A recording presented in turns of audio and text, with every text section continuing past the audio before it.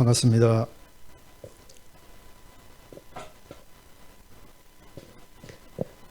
청년회 오랜만에 참석했습니다.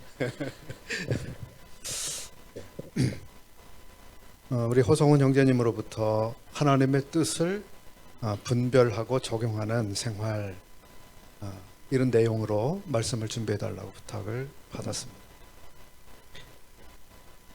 우리 방금 전에 10분 스피치 가운데 이런 내용 우선 한번 생각해 볼까요? 아브라함이 자기의 아들 이삭의 아내 될 사람을 구하기 위해서 사람을 보내죠. 누굴 보냈습니까? 자기가 가장 신임하고 있는 늙은 종을 보냅니다.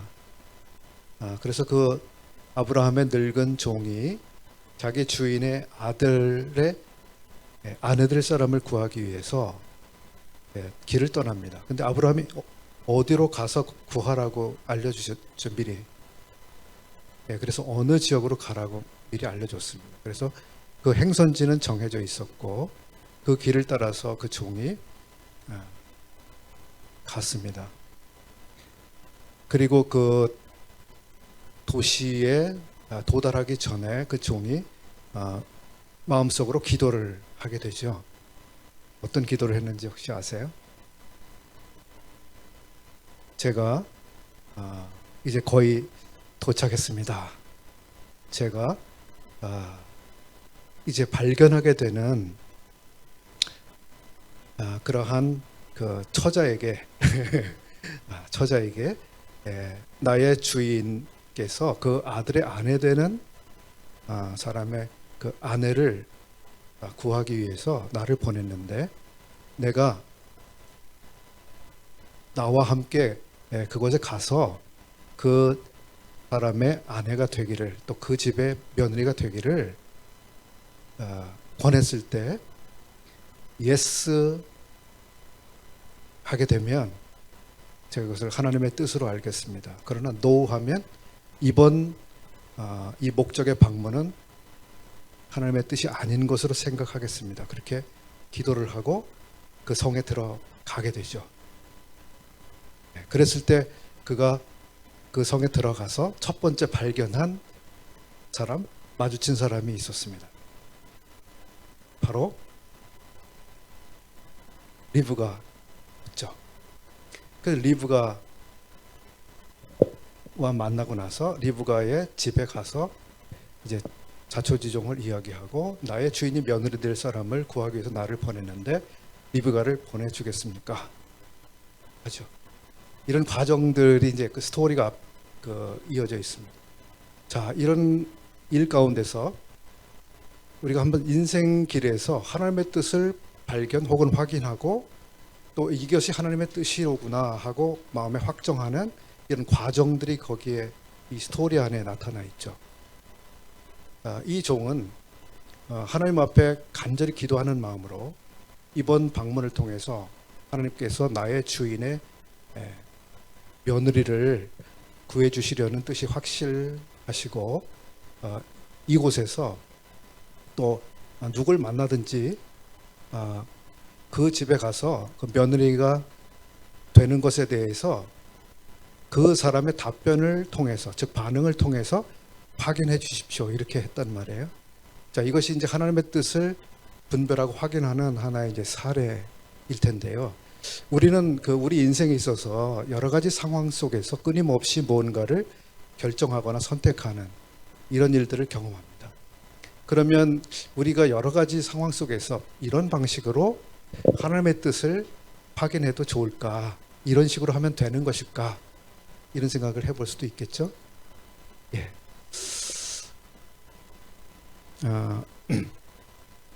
먼저 10분 스피치를 듣고서 이런 이야기를 먼저 꺼냈습니다만, 우리는 우리의 구원은 예수 그리스도를 믿는 것을 통해서 아주 짧은 시간 안에 그리고 단번에 구원이라고 하는 놀라운 선물을 받게 되는 이런 은혜를 경험했습니다. 그런데 그 이후에 우리 생애는 여기서 딱 끝나는 것이 아니죠. 계속 성도의 삶을 살아가는 소위 신앙 생활을 하게 되는 그 시간들이 우리 삶에 찾아옵니다. 이것은 짧은 시간도 아니고 아주 긴 시간으로 이어지는데 이 안에는 수없이 많은 경험해야 되는 일들이 발생하고 우리가 그 생각하거나 결정해야 되는 이런 과정들이 많이 있게 됩니다.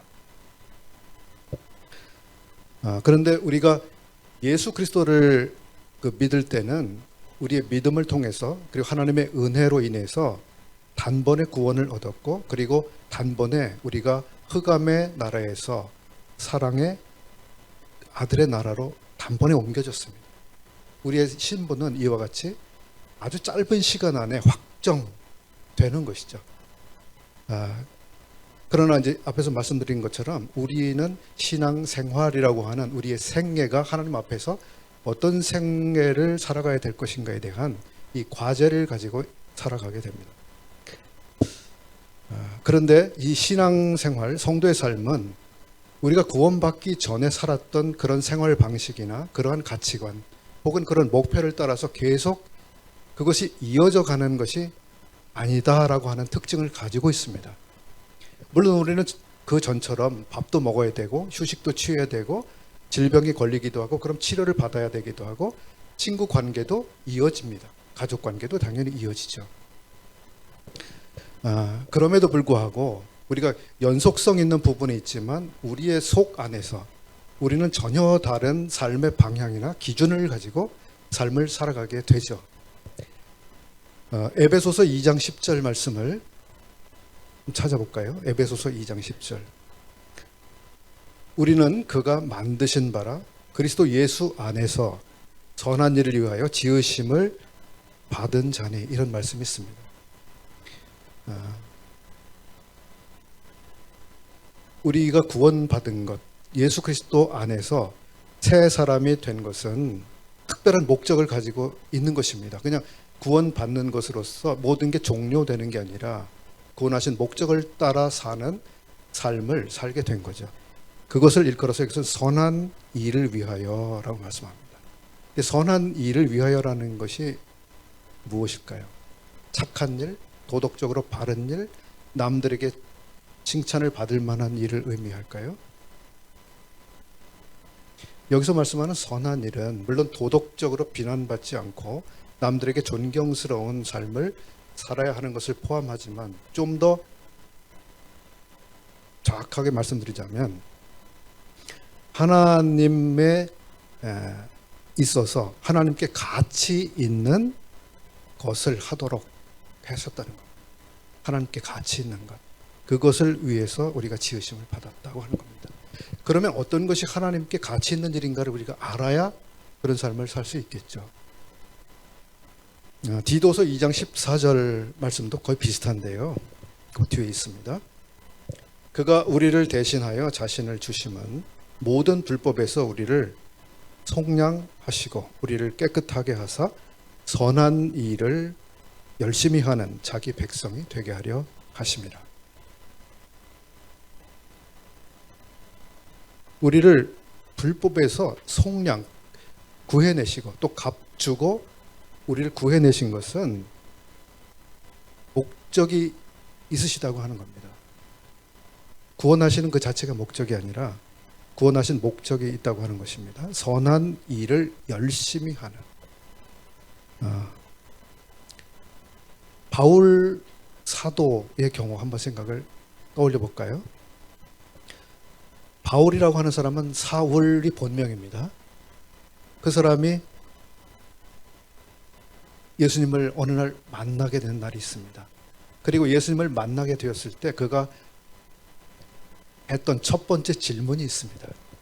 그리고 두 번째 질문이 있죠. 첫 번째 질문은 무엇입니까? 첫 번째 질문. 주여, 누구십니까?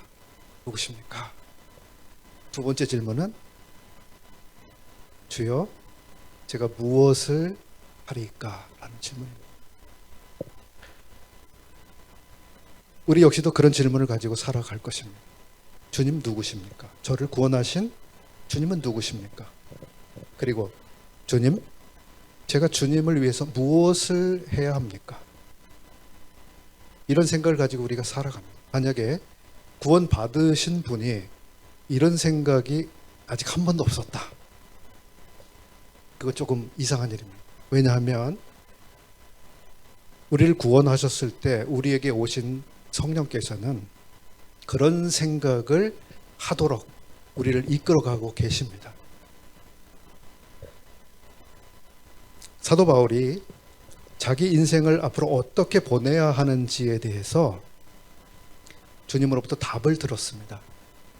내가 이것 때문에 너를 구원했어 라는 것을 바울이 들었을 때 그는 더 이상 지금까지 걸어왔던 길을 돌아보지 않았습니다. 미련 없이 터닝 했습니다. 터닝. 방향을 바꾸었습니다. 그 바울이라고 하는 분, 종전까지는 사울이었던 그 사람은 원래 아주 명문가 사람이었습니다. 아시죠? 네, 나는 베냐민 지파 사람입니다. 베냐민 지파 유명하죠. 왕이 그 지파에서 나왔었어요. 그리고 그는 학문적으로 대단히 인정받는 학문의 수준에 도달해 있었습니다. 그 당대에 오늘날로 말하면 서울대에서 최고 가는 교수님으로부터 지도를 받는 지도 교수님이 엄청난 분이었죠. 그런 분에게 지도를 받았고 오늘날로 말하면 학위를 정말 일찍 수여받은 그런 사람이었습니다. 달리 말하면 그 젊은이는 그 시대가 주목하고 있는 차세대 국가 지도자 한동훈 이런 그 시대가 주목했던 젊은이였습니다. 저 사람을 우리가 주목합시다.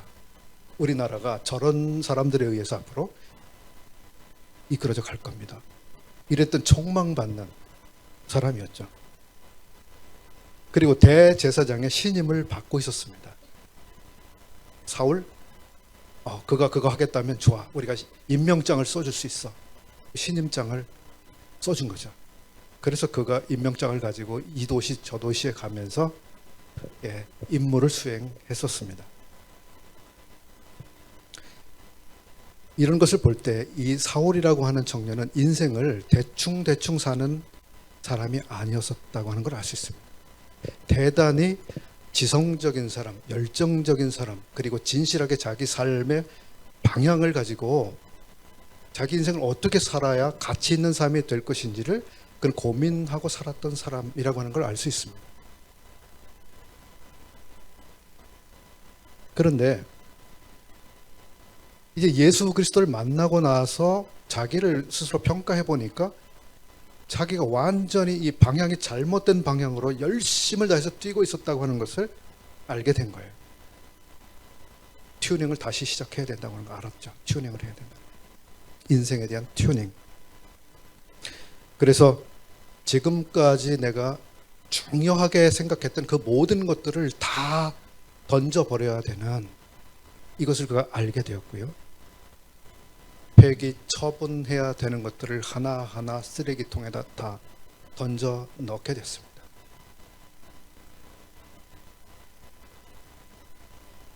이 사람은 본래부터 세속적인 욕심을 가지고 있거나 많은 돈을 벌거나 권력을 쟁취하거나 유명해지거나 그렇게 살려고 했던 사람이 아닙니다. 하나님을 위해서 살겠다고 생각했던 사람입니다. 기본적인 방향이. 그럼에도 불구하고 그 방향 안에서도 매우 잘못된 길을 그 가고 있었던 거죠.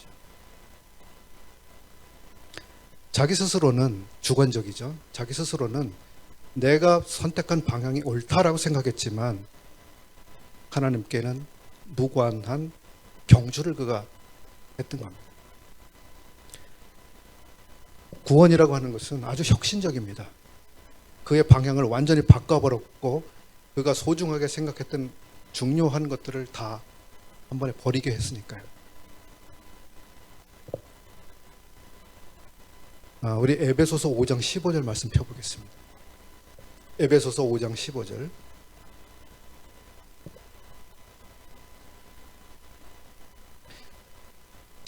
17절까지 같이 한번 읽어보겠습니다. 15절부터 17절까지 시작. 예, 이 구절을 보면 우리는 몇 가지 사실을 여기서 발견할 수 있습니다. 여러분, 어떤 걸 발견할 수 있습니까? 첫 번째, 하나님은 우리에게 지혜를 주셨다는 사실입니다. 왜 지혜를 주셨을까요? 지혜 있게 살 수 있게 하시려고 지혜를 주신 겁니다. 즉, 우리는 우리 충동대로 살거나 우리 기분대로 그때그때 혹은 흥청망청 이렇게 살게 하신 게 아니라 우리에게 주신 이 지혜를 통해서 뭔가를 잘 선택하고 결정할 수 있는 이 능력을 주셨다고 하는 겁니다. 두 번째는 하나님이 우리에게 주신 지혜는 우리가 어떻게 행해야 할지 알려주고 있다고 하는 것입니다. 세 번째는 우리에게 주신 이 지혜는 세월, 즉 시간과 인생의 날들을 무가치하게 그냥 흘려보내는 것이 아니라 무엇이 하나님께 가치 있고 의미 있는 것인지를 이해하고 선택할 수 있게 한다고 하는 것입니다. 그러니까 이 지혜가 얼마나 좋은 것입니까? 그리고 이 지혜가 없다면 어떻게 되겠습니까? 잠깐 여담. 서양 문화에서는 이 강물과 관련해서 흐르는 강물처럼이라고 하는 대표적인 이미지가 하나 있죠. 동양, 중국과의 동양에서는 강태공이라고 하는 하나의 이미지가 있습니다. 강태공이 누군지 아세요? 예, 저희 시대는 많이 강태공은 그 중국, 아주 고대 중국에서 이 여러 나라가 서로 열강이 싸우던 그런 때에 그 왕권의 거의 핵심적인 중심적인 입장에서 같이 일했던 사람인데 어느 날 그 사람이 권력으로부터 아주 멀리 밀려났습니다. 그래서 어디 시골 한적한 곳에 가서 인생을 보내게 됐습니다. 이제 주목받지도 못하고 중요한 일에 결정할 수 있는 그런 기회도 없어지고 이젠 그저 대충 인생을 살 수밖에 없는. 그래서 이 사람이 매일같이 낚싯대를 메고 강가로 가게 됐습니다. 고기를 잡으려고요. 그래서 강태공 그러면 세월을 낚는 사람, 이렇게 동양에서는 그런 이미지를 가지고 있습니다. 근데 우리가 방금 우리 에베소서 5장 읽었잖아요. 세월을 아끼라 이런 말이 나옵니다. 16절에. 이 아낀다는 말, 이 말이 무슨 말이냐면 세월을 구출해내라 이런 말입니다. 세월을 구속해라 이런 말입니다. 즉 시간은 흐르는 강물과 같아서 우리가 무엇을 하건 아무것도 하지 않건 그냥 시간은 계속 연속해서 흘러가고 있습니다. 물과 같이 그렇습니다.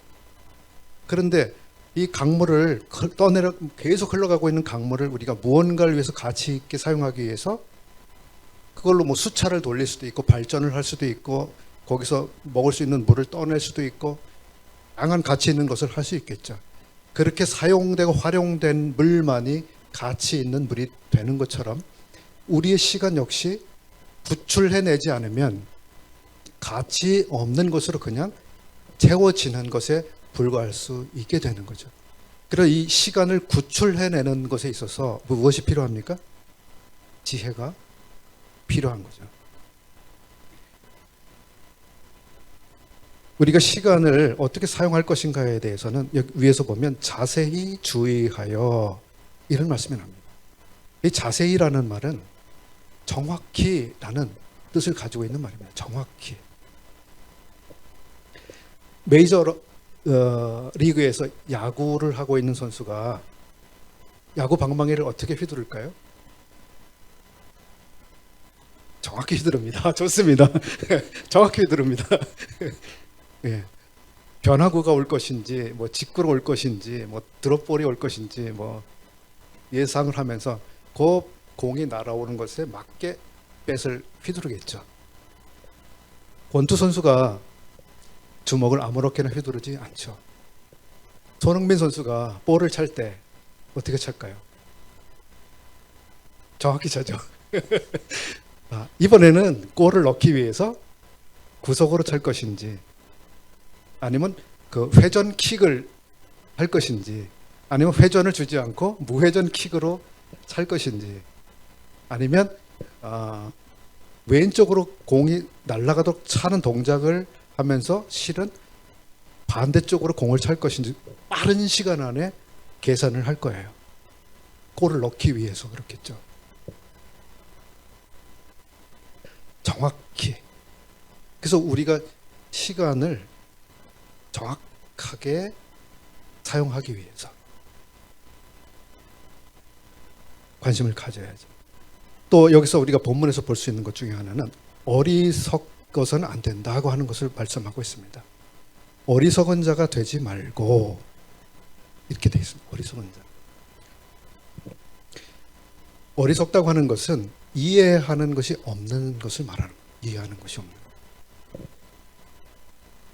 하나님은 우리에게 지혜를 주셔서 하나님의 뜻이 무엇인지 이해할 수 있는 사람이 되게 하셨는데, 이 지혜 없는 사람은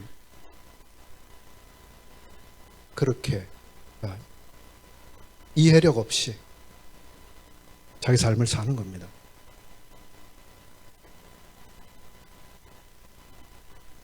성경에는 아주 지혜로운 사람들이 있고요, 또 반대로 어리석은 사람도 굉장히 많이 나옵니다. 예. 주의 뜻이 무엇인지 전혀 이해하지 않은 삶을 살았던 사람들이 있습니다. 하나님이 자기에게 무엇을 지금 원하고 계시는지, 무엇을 자기에게 요구하고 계시는지 전혀 생각도 안 하고 관심도 없고 주의하지도 않고 그렇게 살아가는 사람들. 예수님께서 가르치신 두 가지,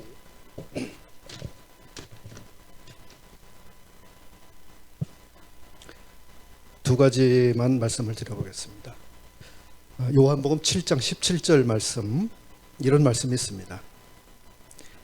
그러면 어떤 사람이 하나님의 뜻을 이해하고 하나님의 뜻을 따라서 뭔가를 선택하고 결정하게 될 것인가? 어떤 사람에게 하나님의 뜻이 무엇인지를 하나님은 알려주시는가? 이게 중요하죠. 하나님이 알려주시지 않으면 우리는 모르니까. 하나님, 그러면 어떤 사람에게 하나님의 뜻을 알게 하시는가가 대단히 중요한 문제입니다.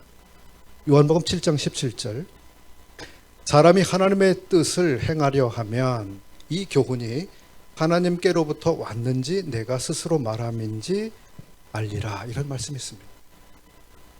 이 말씀은 우리가 하나님의 뜻을 따라 살려고 하는 이 간절한 마음, 진지한 생각, 그리고 하나님의 뜻이 무엇인지를 말씀해 주시기만 하면 제가 지체 없이 그 삶을 살겠습니다라고 하는 마음의 동기, 이것이 있는 사람에게 하나님 뜻이 무엇인지 알게 하신다는 거예요.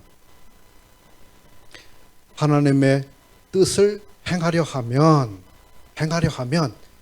이런 관심과 의지가 있을 때 하나님의 뜻이 무엇인지를 가르쳐 주신다.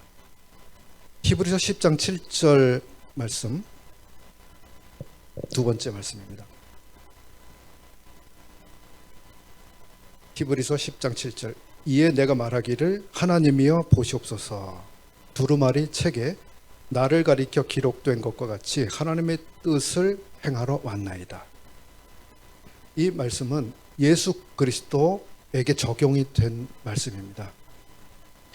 예수님께서 이 세상에 오셨을 때 우리 예수님의 마음에 가득 채워졌던 생각이 바로 이 생각이에요. 제가 왔습니다. 제가 이 세상에 왔습니다. 무엇 때문에 이 세상에 왔는가 하면 하나님의 뜻을 행하러 왔나이다. 예수님의 마음은 항상 이것으로 채워져 있었어요. 하나님의 뜻을 행하는 것, 하나님의 뜻을 행하는 것.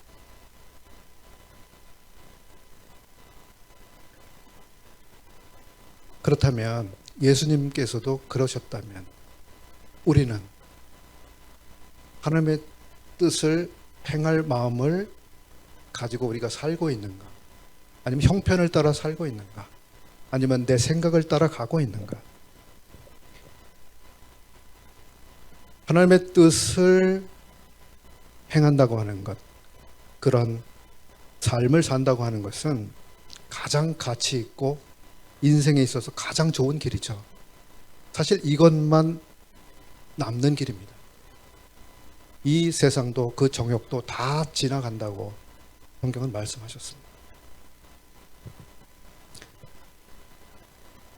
근데 예수님께서 하나님의 뜻을 행하셨을 때 그분이 가셨던 길을 생각해 보십시오.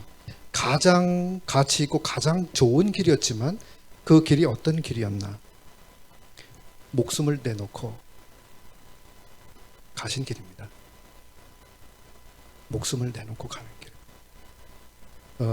이사야서 50장 5절 6절 요 구절을 한번 읽어드려 보겠습니다. 이사야서 50장 주 여호와께서 나의 귀를 여셨으므로 내가 거역하지도 아니하며 뒤로 물러가지도 아니하며 나를 때리는 자들에게 내 등을 맡기며 나의 수염을 뽑는 자들에게 나의 뺨을 맡기며 모욕과 침뱉음을 당하여도 내 얼굴을 가리지 아니하였느니라. 이사야서의 요 본문은 제자 되신 메시아 이런 제목을 붙여서 생각해 볼 수 있습니다. 메시아이셨지만 제자이셨다. 즉 귀를 열고 계셨어요. 저에게 말씀해 주세요. 제게 말씀해 주세요. 제게 말씀해 주시면 제가 그대로 행하겠습니다. 라고 하는 마음으로 우리 주님이 사셨다는 거예요. 그리고 나의 귀를 열어서 내게 알려주시고 나에게 가르쳐 주셨기 때문에 그래서 제가 이런 길을 갔습니다. 어떤 길을요? 내가 거역하지도 아니하고 뒤로 물러가지도 않았습니다 하는 겁니다. 거역 무엇이죠? 순종하지 않는 것. 그거 너무 어렵습니다. 저거 어렵겠습니다. 전 그걸 지금 따를 형편이 안 됩니다. 수많은 종류의 이유가 발생할 수 있죠, 우리에게. 그러나 거역하지 아니하시며 두 번째는 뒤로 물러가지도 아니하며 라는 말씀입니다. 뒤로 물러가지도 아니하며 뭔가 시작을 했지만 이거 너무 힘들겠는데? 아니야, 이거 손해가 크겠어. 이거 너무 고통스럽겠는데? 그래서 시작을 했지만 뒤로 물러가고 포기하고 이런 상태. 예수님께는 그런 것이 하나도 없으셨어요. 귀를 열어서 하나님의 뜻을 알게 되었을 때 거역하지도 않았고 물러가지도 않으셨다. 하나님의 뜻을 행하는 게 우리 주님께 가장 중요한 문제였기 때문에 여러분 어떤 마음으로 여러분의 인생을 살아가실 것인가? 주님 제게 말씀하시면 어떤 길이라도 제가 가겠습니다. 사실 이런 우리 중심에 그런 마음이 없다면 주님이 기뻐하실까요? 자, 우리가 하나님의 뜻을 따라서 살려고 한다면 어떻게 해야 될까요? 하나님의 뜻을 알아야 되고 하나님의 뜻을 알 수 있는 가장 보편적인 길이 있습니다. 그것은 바로 성경 말씀을 아는 것입니다. 우리 인생이 어떻게 살아가야 되고 무엇을 어떻게 결정해야 될지를 확인하고 결정하는 그 기준이 되는 것은 성경에 거의 대부분 다 나와 있습니다. 그렇다면 하나님의 뜻을 발견하기 위해서 우리가 해야 될 게 무엇일까요? 성경을 읽어야 됩니다. 성경을 알아야 됩니다. 성경을 잘 알고 많이 읽고 잘 아는 사람들은 뭔가를 하나님 마음에 맞게 결정하는 데 있어서 굉장히 유리한 입장에 있게 되는 거예요. 근데 성경 말씀을 모른다고 해보십시오. 그만큼 결정이 어려워지는 거예요. 예를 들어 볼까요? 제가 예를 들어서 예수님을 영접하고 구원 받았습니다. 저에게 전도해 준 사람이 있었습니다. 이제 구원을 받았는데 너 이제 구원 받았으니까 침례 받아야 돼 라고 저에게 이야기를 해줬습니다. 그러면 침례를 꼭 받아야 되나? 그 침례가 뭔데? 그 무슨 의미를 가지고 있는 거지? 그건 너무 형식적인 거 아니야? 아니, 세례만 받아도 되지 않을까? 뭐 다양한 생각을 제가 예를 들어 해봤다고 해요. 내 친구가 하라고 하니까 그냥 침례 받아야지. 뭐 이럴 수도 있겠고. 근데 제가 만약에 성경 말씀을 잘 알고 있었다고 해보십시다. 모든 족속으로 제자를 삼아 침례를 주라고 하신 하나님의 그 말씀을, 주님의 말씀을 내가 읽고 알고 있었다면, 내가 예수님을 믿었기 때문에 침례를 받는 게 하나님 뜻이구나, 순종해야 하는 게 이게 하나님 말씀이구나 하고 결정이 클리어하고 단순해지겠죠. 마치 이런 것과 같습니다. 그러니까 하나님 뜻을 따라 살려고 한다면 성경을 읽고 성경을 알아야 하는 것이 당연합니다. 시편 119편 105절에 이런 말씀이 있습니다. 암송하는 분들이 여기 많이 있을 텐데요. 우리 같이 한번 암송해 볼까요? 시편 119편 105절. 예, 시작. 해보세요. 시작. 예, 주님의 말씀은 내 발에 등불이고 내 길에 길을 비추시는 빛입니다. 이런 의미시잖아요. 예, 하나님의 말씀은 우리의 하루하루의 삶, 그리고 우리의 행동 하나하나를 비추어주는 내 발의 등불과 같습니다. 내 다음 스텝을 옮기기 위해서 비춰주시는 등불. 그리고 우리가 성경 말씀을 잘 알고 있다면 우리가 다음 스텝을 어떻게 해야 될지를 말씀을 통해서 알게 돼요. 그 다음에 하나님의 말씀은 발등에 불일, 등불일 뿐만 아니라 내 길에 빛이 됩니다. 여러분, 길에 비치는 불빛, 밤에 가로등 보십시오. 내 한 발 한 발을 옮기는 데 필요한 그 조명뿐만 아니라 내가 지금 어떤 길을 가고 있고 이 길이 어떻게 굽어 있거나 또는 어디에 어떤 위험물이 있는지를 쭉 길게 내다볼 수 있게 되는 거죠. 길을 비추는 빛은 그렇습니다. 하나님 말씀을 우리가 잘 알고 있을 때 내 인생의 긴 안목에 대한 이 목표를 설정하고 그 다음에 중기 장기적으로 어떤 식으로 내 인생을 계획해야 되는지에 대해서 좋은 지침을 발견할 수 있는 거예요. 그러니까 내 삶의 긴 안목뿐만 아니라 또 내 하루하루의 삶에 있어서도 하나님의 말씀은 우리에게 충분한 빛을 주고 계시는 겁니다. 하나님의 뜻에 대한 성경에서 우리가 발견할 수 있는 하나님의 뜻이란 무엇인가에 대해서 우리가 몇 가지를 생각해 볼 수 있습니다. 하나님의 뜻은 우선은 이런 영역이 있습니다. 하나님의 아주 커다란 계획이 있어요. 그리고 하나님의 의지가 담겨 있는 이런 뜻입니다. 뜻이란 말은 영어로 will이라는 말이잖아요. will. 기본적으로 하나님의 의지나 생각, 마음. 그래서 이걸 하고 싶어 하시는, 거기 담겨 있는 거예요. 근데 이 하나님께서 가지고 계시는 아주 커다란 생각이 있습니다. 커다란 뜻. 그 가운데는 이런 것들이 있겠죠. 하나님은 모든 사람이 구원을 받으며 진리를 아는 데 이르기를 원하시느니라. 예를 들어 이게 하나님의 뜻이에요. 모든 사람에 대한 하나님의 뜻이 있습니다. 예외 없이 모든 사람이 그렇게 되기를 하나님은 원하고 계시고 그 방향으로 하나님은 섭리하고 계신 거죠. 그래서 나는 구원받을 필요가 없어. 예를 들어서 이건 하나님의 뜻이 아닌 거죠. 우리 엄마 아빠는 구원 안 받아도 될 것 같아. 예를 들어서 하나님의 뜻이 아니죠. 또 이런 것도 생각해 볼 수 있겠죠. 여러분들은 예수 그리스도의 은혜와 저를 아는 지식에서 자라가십시오. 이런 성경 말씀이 있죠.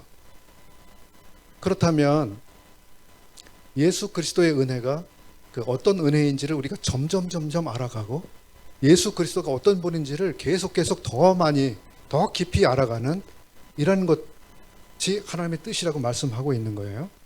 근데 나는 구원받았으니까 됐어. 난 이제 뭐 성경 더 읽을 필요도 없었고 성경 공부도 별로 하고 싶은 생각이 없어. 뭐 삶에서 하나님의 말씀을 경험하는 거에 난 별로 흥미도 없어. 예를 들어서 누가 그런 생각을 가지고 있다고 하면 어떨까요? 하나님의 뜻과 반대 방향에 있는 거죠. 하나님의 뜻은 그거거든요. 예수 그리스도의 은혜와 저를 아는 지식에서 자라나가는, 계속 성장을 향해서 나가는, 이게 하나님 뜻이거든요. 여기 모든 분들이 그 뜻 안에 있는 겁니다.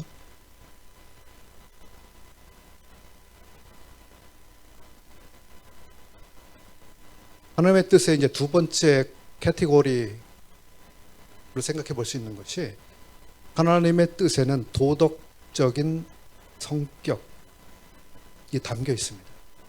도덕적 성격 혹은 윤리적인 측면이죠. 예를 들어 볼까요?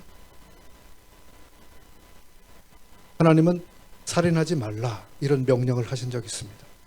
그러면 그 구약 시대에 주신 명령이 지금 우리들과는 무관할까요? 유관할까요? 무관하지 않죠. 구약이나 신약이나 살인하는 것은 안 되는 거죠. 하나님의 뜻입니다. 그럼 살인하지 말라라고 하는 건 실제로 칼을 들고 아니면 총을 쏴서 누군가의 생명을 끊어서 더 이상 목숨을 연장되지 못하게 하는 것만 살인일까요? 아니면 그에 준하는 것들도 살인에 해당될까요? 우리는 그런 고민들 해볼 수 있죠. 자, 예를 들어 볼까요? 어떤 사람의 생명을 아주 해롭게 하는 행동을 한다고 해봅시다. 제가 식품 제조업자예요. 예를 들어서. 근데 거기에다가 이상한 첨가물을 넣어서 사람들의 건강을 서서히 망가뜨리는 그런 식품을 만들어서 판매한다고 해봅시다. 혹은 제가 알코올을 만드는 술 회사를 운영한다고 해봅시다. 어떻게 될까요? 이게 하나님의 기뻐하시는 뜻에 해당이 될까요? 안 될까요?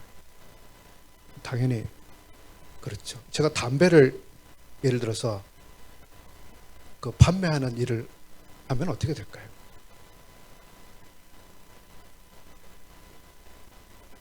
제 친구에게 향정신성 의약품 뭐 이런 것들을 야야 괜찮아 한 번만 해봐 야 라고 권하면 어떻게 될까요?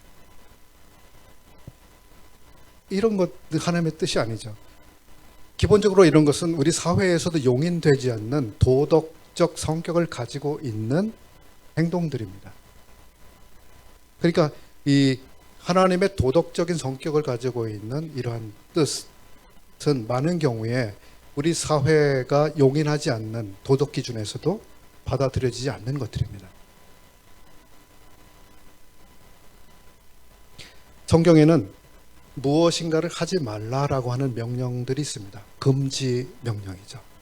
그런가 하면 무엇을 하라라고 하는 명령들도 있습니다. 근데 우리가 이러한 것들을 잘 알고 있어야 되고, 그리고 이것을 적용을 잘 해야 합니다. 예를 들어 볼까요? 구약 성도들에게는 안식일을 지켜야 된다라고 하는 명령이 있었습니다. 근데 이스라엘 사람들이 안식일을 너무 철저히 지키기 위해서 노동을 하지 않을 뿐만 아니라 실제로 2km 이상 도보로 어딘가를 걸어가는 것도 안식일 정신에 위배된다고 해서 그들이 하지 않았습니다. 심지어 양이나 이런 것들이 이런데 낮은 땅, 개골창 이런데 예를 들어서 빠졌어요. 근데 안식일이니까 건져주면 안 돼. 안 건져줬어요. 누군가 지금 병 들어서 막 호흡 곤란이 오고 막 호흡이 안 되고 죽어가는데 이거 안식일이니까 고치면 안 돼. 자, 이럴 정도로 철저하게 지키려고 했습니다. 이게 잘한 걸까요? 잘했죠. 안식일을 지켜야 되니까. 근데 문제가 생겼습니다. 주님이 오셔서 그걸 다 가르쳐 주셨죠. 안식이라고 하는 그냥 문자적인 그것을 다 했다고 해서 안식일을 지킨 것이 아니다. 안식일을 주신 그분의 생각과 마음을 이해하면서 거기에 맞게 행동하는 것이 오히려 안식일을 존중하고 지키는 것이라고 주님이 가르쳐 주신 거예요. 예를 들어서 제가 자동차 운전을 하다가 누군가를 탁 쳤어요. 다쳤어요. 그럼 치료를 해줘야 되죠. 그래서 제가 내가 보험 들어있으니까 보험 처리하겠습니다. 자, 보험에서 연락 띡띡하고 이제 입원해서 치료받았어요. 그러니까 저는 자, 책임을 다 했나요? 안 했나요? 책임을 다 했습니까? 안 했습니까? 책임을 다 했죠. 법적으로 제가 해야 될 일들은 다 했어요. 그러나 인간으로서 해야 될 것들은 다 하지 않은 거죠. 이 사람은 나의 운전 부주의 때문에 몸이 다쳤고 치료를 받아야 되고 그만큼 시간도 손상됐고 고통을 느껴야 되고 여러 가지 그 어려운 경험을 하게 된 거예요. 그것을 내가 보험이라고 하는 수단을 통해서 치료비를 지불했다고 해서 내가 충분한 이 사람이 고통받은 거에 대한 충분한 보상이 이루어지는 건 아닙니다. 완전한 보상이란 있을 수가 없는 거예요. 무엇으로 그걸 보상합니까? 지나간 시간, 기회, 이미 겪은 고통, 이걸 무엇으로 대체할 수 있습니까? 안 되는 거거든요. 근데 많은 경우에 우리가 하나님 말씀을 지키고 사회에서 법을 지키고 누군가에 대해서 약속을 지킨다고 했을 때 우리는 그냥 행위에 있어서 어떤 것만 하면 내가 해야 될 걸 다 했다라고 생각하는 경향이 있는 거죠. 근데 사실은 우리의 마음에서 충분한, 예를 들어 지금 교통사고 예를 들어서 충분한 사과, 충분히 미안하게 여기고 충분히 그분의 마음에 위로가 될 수 있는 정도로 그렇게 해주려면 얼마나 어려운 일입니까? 근데 사실은 그렇게 진지하게 해야 됩니다. 옛날에 우리가 밀양이라는 영화를 보신 분들이 있을 텐데요. 그런 영화에서 던져지는 질문 혹은 메시지가 무엇입니까? 누군가를 용서하는 문제와 용서를 하는 데 있어서 그냥 그 행위적인 그리고 형식적인 무엇인가에 대한 사과나 용서가 이루어진 것만이 있다고 해서 이게 충분히 용서가 됐다라고 우리가 쉽게 생각하는 경향이 있는데 절대 그렇지 않다고 하는 거예요. 그렇지, 하나님 말씀의 이 도덕적인 성격을 우리가 다룰 때에 우리가 이런 점을 잘 유의해야 되는 영역이라고 생각합니다. 또 성경에서 그 무엇인가 하라라고 하는 명령, 예를 들어 내 부모를 공경하라 이런 말씀이 있죠. 또 내 이웃을 사랑하라. 내 이웃이 굶주려 있으면 그리고 추위에 떨고 있으면 마땅히 그를 어떻게 보살피고 도와야 줘야 되는지 성경에는 다 하나님 뜻이 나와 있어요. 이게 하나님의 도덕적인 뜻들입니다.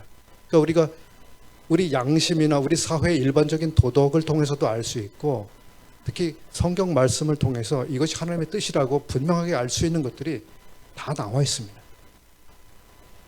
세 번째 카테고리, 하나님의 뜻을 우리가 알 수 있는 또 분별할 수 있는 세 번째 카테고리는 무엇인가를 하라, 하지 말라라고 하는 이러한 영역 외에 우리가 무엇인가를 자유롭게 선택할 수 있는 영역들이 굉장히 많이 있습니다. 제가 예를 들어서 오늘 청년의 이 시간에 오기 위해서 이 자켓을 입을까? 아니, 자켓을 입지 말고 그냥 셔츠만 입고 올라갈까? 오늘 안경을 쓰고 올라갈까? 안경을 쓰지 않고 올라갈까? 뭐 여러 생각을 제가 해봤었어요. 자, 어떻게 하는 것이 하나님의 뜻일까요? 이게 대단히 어렵잖아요. 그죠? 이런 것에 대해서 예를 들어 제가 자켓을 입는 것이 하나님의 뜻일까요? 벗는 것이 하나님의 뜻일까요? 이런 생각을 하는 것은 약간 너무 오버죠, 오버. 하나님은 이런 것에까지 네가 이렇게 해야 돼, 저렇게 해야 돼, 뭐 빨간 볼펜을 써야 돼, 파란 볼펜을 써야 돼, 뭐 이런 것까지 우리를 다 지시하고 또 통제하시는 그러신 분은 아니에요. 우리 삶의 많은 영역들은 사실은 우리에게 자유로이 선택하고 그걸 누릴 수 있게 하신 영역들이 있습니다.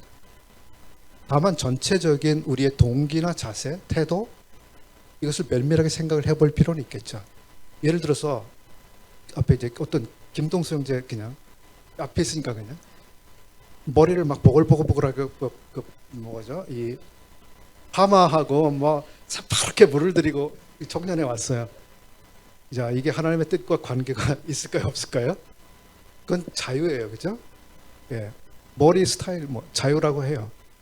근데 무엇이 문제가 되냐면 옆에서 보고 있는 동료 형제들 자매들이 볼 때, 동성제 요새 무슨 문제 있는가? 왜 저러지?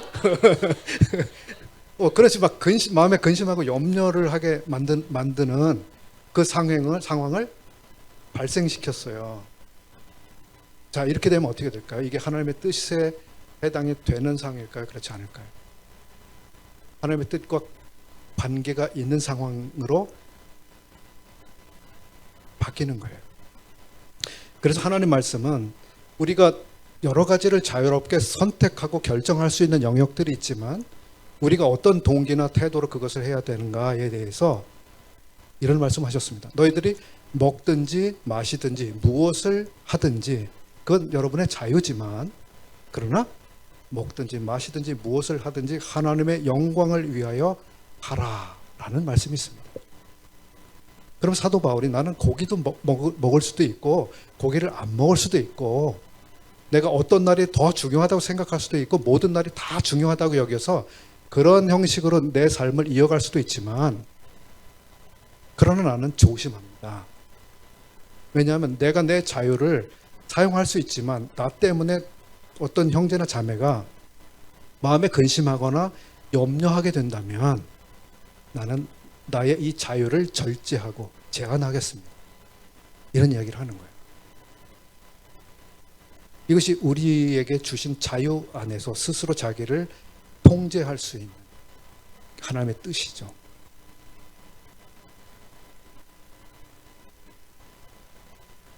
예전에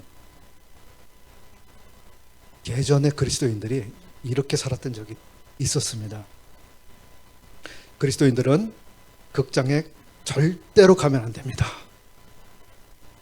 이런 시대가 있었습니다. 지금 여러분들은 어떠세요? 극장에 가시는 거예요? 아무 문제 없으시죠? 예. 예전 그리스도인들, 청교도 그 이후 사람들일 텐데 극장에 가면 타락하게 됩니다. 가지 마십시오. 이랬던 시대가 있습니다. 또 여러분 소설, 문학작품 읽으시나요? 안 읽으세요? 한때 그리스도인들은 예전 이야기지만 소설을 읽으면 안 됩니다. 이렇게 가르친 적이 있습니다. 소설은 세속적입니다. 소설을 읽는 것은 우리의 시간을 뺏어갑니다. 소설을 읽지 마세요.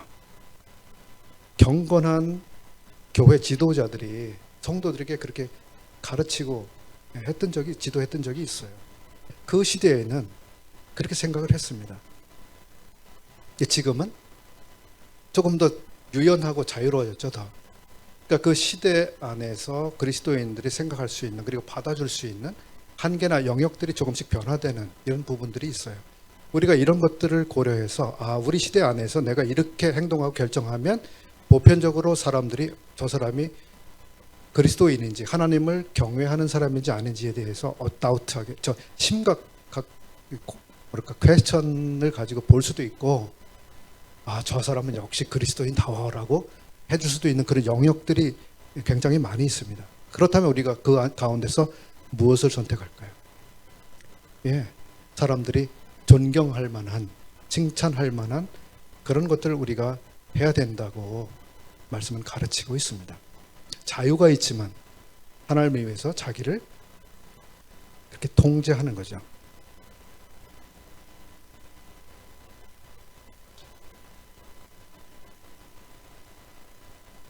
수년 전에, 한 10수년 전인데요. 교회에 아주 비싼 차를 가지고 올 수 있는 아주 부유한 성도들이 있었어요. 근데 그런 분들이 아주 값진 차를 교회에 가지고 오지 않았습니다. 왜냐하면 내가 이런 비싼 차를 가지고 교회 가면 가난한 성도들이 마음이 위축될 것이라고 생각했기 때문에 어떤 사람이 수십만 원짜리 옷, 지금으로 말하면 예를 들어서 1,000만 원 호가하는 예를 들어 옷이라든지 이런 거를 입고 교회 오지 않았습니다.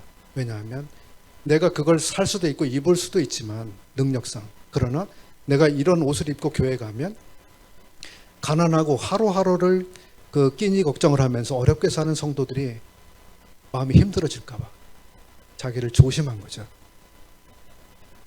우리 교회에 그 주일 오후 프로그램 중에 그 골프 클럽도 있습니다. 알고 계세요? 골프 원하시는 분들은 이제 골프장에 가서 골프 연습을 같이 하면서 시간을 보내면서 교제도 하고 또 전도도 할 수 있다고 하고. 그런데 지금 이게 아무 문제도 없이 이제 허용이 되잖아요. 근데 한 1, 20년 전만 해도 골프? 이 그리스도인이 그거 하면 안 되지.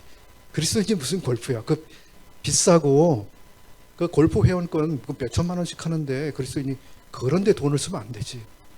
이랬던 시대도 있었습니다. 그러나 지금은 아주 대중적인 것이 되었죠. 그래서 우리가 이 사회 안에서 그 용인되는 수준 이런 걸 잘 생각하면서 뭔가를 결정할 수도 있습니다.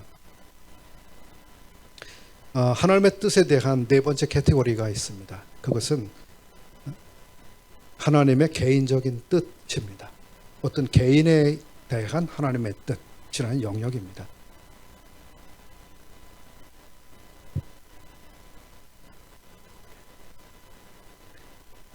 예를 들어서 예수 그리스도께서는 한 인간으로서 보편적인 삶을 사셨고 하나님이 기뻐하시는 일반적인 뜻을 따라서 살아가셨지만 그러나 개인적인 뜻이 예수님에게 있었습니다. 예수님만 할 수 있는, 그리고 예수님이 반드시 해야 되는 사명과 같은 그 뜻이 있었습니다. 어떤 뜻이 있었습니까? 속죄 사역을 하셔야 됐었죠. 십자가를 지셔야 되는 거. 근데 예수님이 거기에 관심이 없었거나 혹은 그것을 받아들이지 않았거나 혹은 중간에 뒤로 물러났거나 뭐 그런 상황이 있었다고 생각해 보십시오. 그렇다면 하나님의 뜻이 어떻게 된 걸까요? 사도행전 9장에는 사도행전 9장 한번 열어서 쭉 본문을 보셔도 좋고요. 그러면서 제 얘기를 들어주셔도 좋습니다. 사도행전 9장에는 사울이라는 청년이 나오는데 이 청년이 다메섹이라고 하는 도시에 가게 됩니다. 그가 그 도시에 가게 된 것은 그리스도인들을 체포하기 위해서 한 거죠. 그 직가, 즉 고든 길이죠. 스트레이트 로드. 그 길에 갔을 때 갑자기 호련이죠. 놀라운 빛이 그를 확 비췄습니다. 그 가던 길을 멈췄고 그 빛 때문에 시력을 상실하게 됐죠. 그리고 주여 뉘시오니까 이렇게 된 거죠. 거기서 부활하신 예수님과 그 영광을 목격하고 나서 바울이 삶의 방향을 돌이킵니다. 회개. 그런 일이 있었을 때 하늘에서 그 도시에 있던 제자 중 한 사람이었습니다. 누구냐 하면 아나니아라고 하는 제자가 있었습니다. 아나니아라고 하는 제자에게 하나님이 말씀하셨습니다. 아나니아야, 네? 지금 사울이라고 하는 청년이 있는데 내가 그 사람을 좀 영접해야 되겠다. 예? 사울이라고요? 그 사람 되게 나쁜 사람인데요? 그리스도인들을 잡아 죽이려고 혈안이 돼서 여기저기 막 그냥 쫓아다니고 잡아 족치고 가두고 얼마나 그리스도인들을 못 살게 구는지 우리가 다 알고 있고 하나님도 아시잖아요. 근데 그 사람을 영접하라고요? 그러면서 순종하기를 지체하죠. 그때 다시 한번 말씀하시죠. 아니다. 내가 그렇게 해야 된다. 사울이라고 하는 사람에 대한 나의 계획이 따로 있다. 그래서 아나니아가 알겠습니다 하고 바울을 영접해서 집에 들어오게 하고 그를 돌봐주고 그에게 침례를 줍니다. 이런 사건이 9장에 기록되어 있습니다. 아나니아에게 개인적인 하나님의 지시, 즉 개인적인 하나님의 뜻이 있었습니다. 아나니아가 그것을 하지 않으면 어떻게 되죠? 불순종입니다. 하나님의 뜻에 대한 불순종입니다. 사도행전 10장, 그 한 장 넘기시면 사도행전 10장에 이런 이야기가 나옵니다. 베드로 사도가 요빠라고 하는 항구 도시에 가 있었어요. 전도하러 가 있었죠. 근데 어느 날 전도하고 있는데 하나님께서 그를 찾아가셨습니다. 베드로야, 고넬료라고 하는 이방인에게 복음을 전하고 침례를 주어라. 이렇게 말씀을 하시게 되죠. 베드로가 어떻게 반응하죠? 예? 안 돼요. 안 됩니다. 이방인에게 복음이라니요. 침례까지 주라고요? 그건 있을 수 없는 일이에요, 하나님.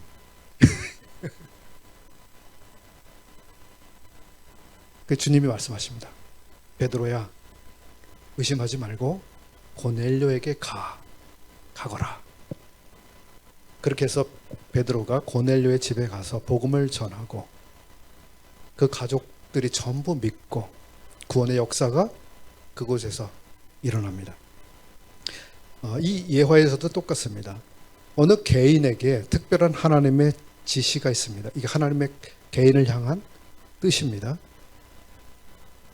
그리고 무언가를 구체적으로 요구를 하시는 거죠. 자, 이런 그 두 가지 이야기를 통해서 자, 하나님은 오늘날도 우리 개인에게 이런 식으로 하나님의 뜻을 가르쳐 주시고 순종을 요구하시는 이런 경우가 있을까요? 이런 식으로 하나님의 뜻이 우리에게 나타나는 이런 경우가 혹시 있을까요?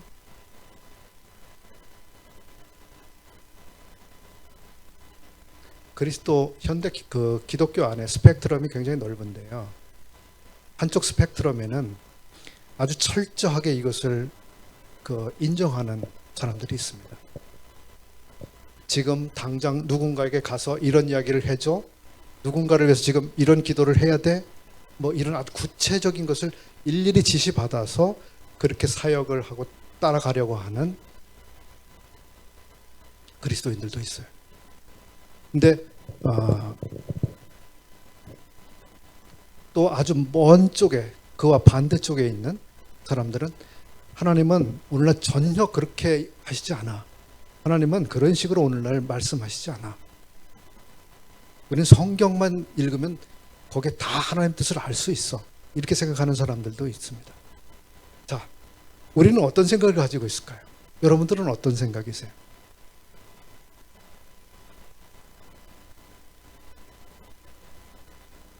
어느 한쪽에 치우칠 이유는 없을 겁니다. 그러나 우리는 이미 앞에서 살펴본 것처럼 하나님의 뜻을 발견할 수 있는 다양한 하나님의 소통, 우리에게 소통해 오시는 것들에 대해서 살펴보았습니다. 지금처럼 특정 개인에 대해서 구체적으로 어느 시간에 누군가를 향해서 무엇을 하도록 지시하는 그런 형식의 하나님의 뜻, 이런 것들이 우리 삶에 빈번하게 일어날 수 있는 일인가? 쉬운 답은 아니겠습니다만 우리는 거의 그렇지 않다, 이렇게 이해를 하고 있습니다. 즉 우리에게 그런 식으로 나에게 하나님의 뜻을 말씀해 주실 가능성은 흔하지 않을 뿐만 아니라 거의 있지 않다고 생각을 하는 겁니다. 자, 그렇다면 내가 누구와 결혼을 해야지? 내가 어떤 직업을 가져야지? 내가 지금 어디로 가야지? 뭐 이런 여러 가지 상황 안에서 우리가 하나님 앞에서 질문하면서 하나님의 뜻을 확인해 보려고 하는 경우들이 많잖아요. 어떻게 해야 될까요? 하나님 제게 말씀해 주세요. 구체적으로 말씀해 주세요. 제게 나타나서 제 귀에 말씀해 주세요. 이렇게 해야 될까요? 앞에서 말씀드린 그런 영역들이 있습니다. 하나님은 믿지 않는 사람, 예를 들어 결혼의 영역에서 하나님 믿지 않는 사람과 멍해를 같이 하면 안 된다고 말씀하셨습니다. 즉 결혼에 있어서 선택할 수 있는 자유는 있지만 그 자유가 무한대가 아니라 한계를 정해 주셨어요. 믿는 사람 안에서 결혼할 수 있다. 자, 그 안에서도 우리가 또 선택해 볼 수 있겠죠. 우리에게 주신 허용된 자유 안에서 그 사람하고 나하고는 나이 차이가 어떻게 되고 성장 환경이나 가정 환경은 어떻고 성격 차이는 어떻게 되고 그 사람과 나의 그 비전이나 생각은 서로 조화가 될 수 있는지 여러 가지. 근데 나는 누군가를 되게 좋아하고 있고 저 사람하고 사귀어보고 싶고 결혼하고 싶은데 어느 날 다른 경로를 통해서 확인해 보니까 그 사람은 지금 결혼할 생각이 하나도 없어요. 자, 어떻게 해야 될까요? 이런 일들이 이제 우리 앞에 많이 생기는 거죠.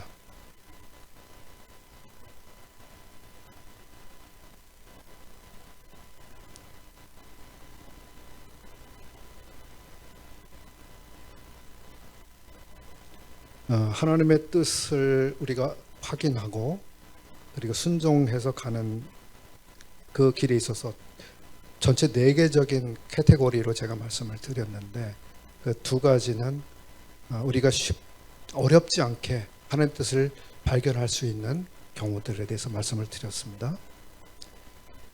하나님의 아주 넓으신 생각 안에서 우리는 그저 그것을 받아들이고 거기에 따르는 길이 있고 또 하나는 성경 말씀을 통해서 이걸 내가 할 것인지 하지 말 것인지 어떻게 하는 걸 더 하나님 기뻐하시는 길인지 이걸 확인할 수 있는 하나님의 말씀을 많이 할수록 쉽게 확인할 수 있는 하나님의 뜻들이 있다고 말씀을 드렸습니다. 3번째는 나에게 주어진 자유가 있는데 그 안에서 선택할 수 있지만 이게 하나님께 영광이 될 수 있는지 다른 성도들에게 믿음에 도움을 줄 것인지 마음에 염려나 근심이 되거나 시험이 될 수 있는 그런 케이스는 아닌지 우리가 고려하면서 뭔가를 선택할 수 있는 그런 영역이 있다는 점을 말씀을 드렸고 마지막으로는 어떤 특정 개인에 대한 구체적인 하나님의 지시에 해당하는 뜻이 있을 수 있는데 이것은 보편적이지 않다는 말씀을 제가 드렸습니다. 대단히 하나님의 뜻을 확인하는 것이 쉬우면서도 어렵습니다. 근데 우리가 성령님의 충만을 받으라고 하는 말씀이 에베소서에 나타납니다. 아까 우리가 읽은 본문 그 부분과 관계가 있는데 하나님의 뜻이 무엇인지를 이해하는 것 이것은 하나님의 뜻을 이해한다고 하는 게 뭡니까? 이해한다는 거? 뭔가를 합리적으로 생각해서 깨닫는 것을 말하는 거죠. 그냥 오늘 갑자기 나에게 이런 생각이 들어왔는데 이게 하나님 뜻이야 이게 아니라 이건 이렇고 이건 이렇고 이건 이러니까 하나님 말씀이 이건 이렇게 말씀하시고 이런 경우에는 하나님 이걸 하지 말라고 하셨고 하나님은 이걸 기뻐하신다고 했으니까 이걸 전체 종합을 해보니까 하나님 뜻은 이것이야 이런 결론에 우리가 도달할 수 있겠죠. 이렇게 합리적이고 이성적이고 지성적인 것들을 다 사용해서 하나님이 가장 기뻐하시는 게 이것이겠구나라고 하면서 우리가 어떤 결론에 이를 것입니다. 이런 것들이 이해한다라고 하는 그 범주 안에 있는 그런 생각들이에요.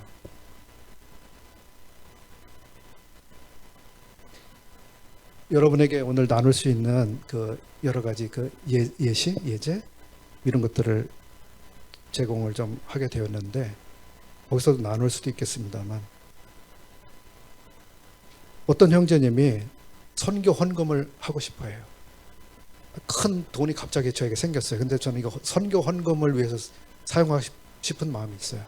근데 제가 이렇게 그 선교사들의 상황이나 뉴스를 보니까 A 선교지, B 선교지, C 선교지가 있는데 각각 다 누군가에게 헌금해 주기를 원하는 그 기도 요청 내용들이 있는 거예요. 자, 그러면 나는 A, B, C 선교사들 가운데 어떤 선교사를 위해서 이 선교 헌금을 하면 좋을까? 기도해보게 되는 상황 있을 수 있겠죠?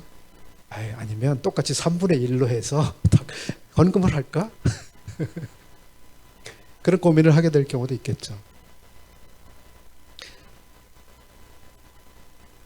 제가 이런 고민도 해볼 수 있겠죠. 나는 집을 먼저 살까? 차를 먼저 살까? 요즘 젊은 사람들은 집을 먼저 사는 게 아니라 차를 먼저 사는 선택을 한다고 그러잖아요. 모르겠습니다. 뭐 예를 들어 그런 고민 중에 하나님은 집을 먼저 사는 걸 좋아하실 것 같아. 왜냐하면 집이 있으면 성도들도 편하게 와서 교제도 하고 또 접대도 하고 도와줄 수 있으니까 집을 먼저 사야겠네. 뭐 이런 생각을 누군가 할 수도 있지만 아니야. 그거보다는 차가 더 좋겠어. 왜냐하면 집은 너무 비용도 크고 차가 있으면 우리가 그 셔틀 해주고 누군가 도와주고 뭐 필요한 사람을 섬길 수 있는데 얼마나 좋은 수단이야. 그러니까 차가 먼저 있어야 되겠어. 자, 서로 생각이 이제 다를 수도 있겠지만 선택을 해볼 수도 있겠죠. 자, 마지막으로 팁을 짧게 제가 드리고 마쳐야 되겠습니다. 우리는 무언가를 선택하고 결정하는 일에 있어서 어떤 도움을 받을 수 있냐 하면 우리는 성경 말씀을 잘 알고 그래야 되지만 이런 걸 사용할 수 있습니다. 무엇이냐면 하나님 말씀을 잘 알고 신앙 경험이 많은 지혜로운 성도의 조언을 활용할 수 있습니다. 소위 상담이죠. 상담하는 것을 여러분 어려워하거나 주저하지 않으면 좋습니다. 여러분의 시행착오를 굉장히 많이 줄여주고요. 아주 효과적으로 뭔가를 결정할 수 있는 도움을 받을 수 있습니다. 근데 아무한테나 가서 상담을 해서는 물론 안 되죠. 신뢰할 만한 그런 분들에게 여러분 어려운 문제를 상담하십시오. 두 번째는 환경이라고 하는 요소가 하나 있습니다. 환경. 제가 무언가를 하고 싶어서 기도하고 있는데 그걸 할 수 있는 기회를 하나님이 열어주셨어요. 자, 그러면 제가 그 길을 선택해서 해볼 수 있겠죠? 또 반대로 이런 경우도 있습니다. 저는 여기서 뭔가를 더 섬기고 싶어요. 그리고 섬길 수 있는 기회가 막 계속 되고 있는데 근데 반대로 또 막 반대하는 목소리도 많아요. 사도 바울이 고린도전서 16장 8절 9절에서 이런 기록을 했어요. 내가 오순절까지 에베소에 머물고 싶다. 여기에서 아주 주님을 잘 섬길 수 있는 너무나 많은 기회가 열려 있다. 광대하고 유효한 문이 열려 있다. 이런 얘기를 합니다. 그러나 대적하는 자가 굉장히 많다. 이런 얘기를 합니다. 자, 사도 바울이 두 개의 환경 가운데 있습니다. 하나는 주님을 섬길 수 있는 기회가 계속 열리고 있어요. 전도할 수 있는 기회가 막 계속 생기는데 근데 반대로 또 계속 가는 데마다 반대에 부딪히고 막 대적하는 사람들이 계속 생겨요. 자, 그러면 내가 여기서 계속 일하기는 힘들겠는데 이렇게 계속 반대가 많은 것을 보니까 이건 하나님의 뜻이 아닌 것 같아. 다른 도시로 가야 될 것 같아. 이렇게 생각을 해볼 수도 있겠고 또 하나는 아니야. 내가 대적하는 사람이 많지만 하나님은 계속 기회를 주시잖아. 라고 하는 점에 생각해 볼 수도 있겠죠. 이게 환경이 복합적으로 일어나고 있습니다. 근데 이 환경이라고 하는 이 두 요소 때문에 내가 이 환경이라고 하는 요소를 주된 결정의 기준이나 중요한 요소로 생각을 하는 것은 좋은 것은 아니다. 이런 말씀을 우리가 배우면 좋겠습니다. 환경이라고 하는 그냥 환경이에요. 그래서 때로는 하나님이 열어주시는 환경들도 있지만 또 환경이 열렸다고 해서 그게 꼭 하나님의 뜻이 아닌 경우도 있고 또 어떤 경우는 환경이 계속 어려움을 겪는 환경이지만 그렇다고 해서 그게 하나님의 뜻이 아닌 경우도 있어요. 그래서 환경이라고 하는 것은 절대적으로 생각하기가 어려운 부분입니다. 그래서 여러분의 진로, 학업, 이사, 전공, 결혼 등등의 수많은 영역들이 해당이 될 수 있는데 환경이라고 하는 것은 결정적인 것은 아니다 하는 점을 생각하시면 좋고요.